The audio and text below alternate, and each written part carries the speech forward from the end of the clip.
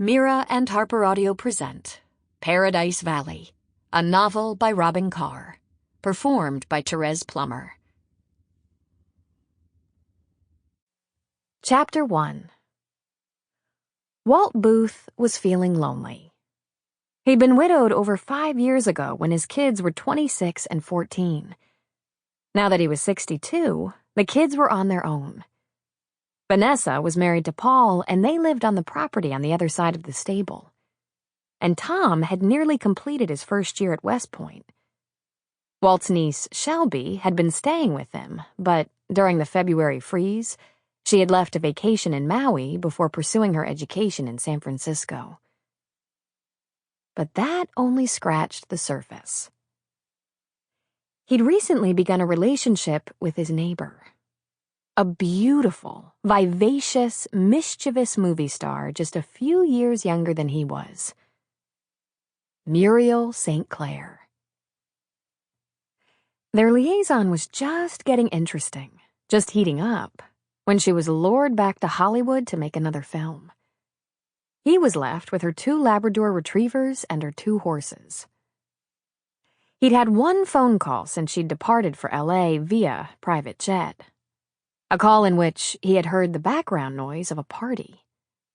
There was music, chatter, laughter, the clinking of glasses. And Muriel sounded on top of the world. The truth of the matter was, he'd gone and fallen in love with her. She had trapped him by being nothing like his perception of a movie star.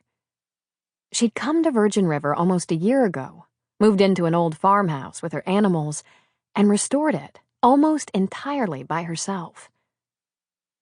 He'd never seen her in anything but slacks, usually jeans and boots, often painter's overalls. She was a crackerjack horsewoman, an expert shot, and was training her own bird dogs for hunting waterfowl. Earthy, basic. Yet her wit was sophisticated, and her beauty, natural and unforgettable.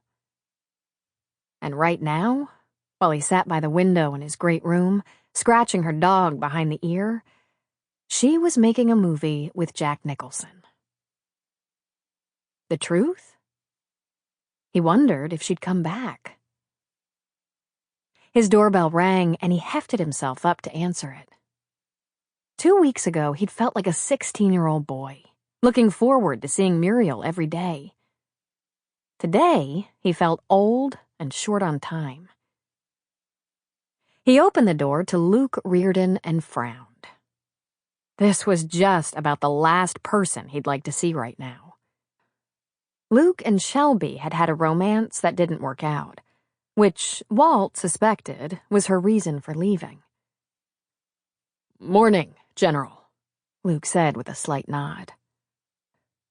"Got a minute?" "I guess," he said, standing back from the door. "Coffee?" "No, thanks, sir," Luke said, stepping into the house. "It's just that, well, I owe you an apology." "That's so?" Walt asked. He turned and walked back into the great room. The dogs spied Luke and immediately put the rush on him. Luce, the chocolate lab, sat in front of him politely, but her tail wagged so violently it sent her whole body into a quiver. While Buff, less than a year old, lost all control and just barreled into him, jumping up and headbutting for attention. "Buff, down," Walt admonished. It didn't do much good. The yellow lab was pretty much out of control where visitors were concerned.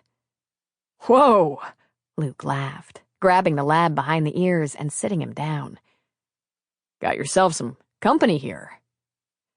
These are Muriel's dogs. She's out of town, and I'm taking care of them." "Out of town?" Luke asked, straightening. Walt sat in his chair and clicked the dogs back to his side by snapping his fingers. He didn't volunteer any more information about Muriel's whereabouts. With a lab on each side of him, he indicated the chair facing his. "Take a seat." Sample complete. Ready to continue?